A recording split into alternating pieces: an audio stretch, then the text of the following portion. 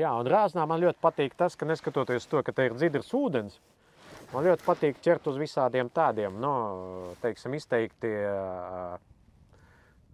tādiem visādiem košiem mānekļiem, jo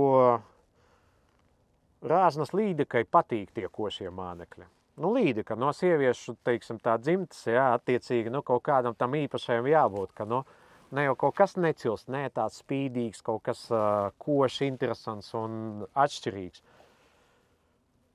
Gribat ziņas? Man bija copes, kur līdekas pēdas, un es to patīksu, kamēr te dirsos.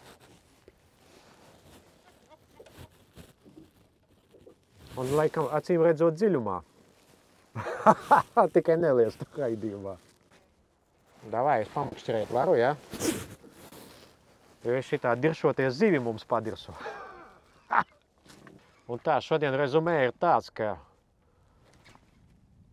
mēs šodien parunājām par nekustamajiem īpašumiem, par Fjodora vēsturi,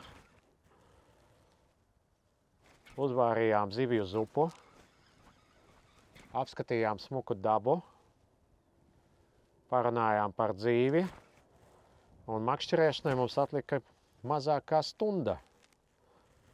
Attiecīgi mums piedzīvota vienīgā dienas cope,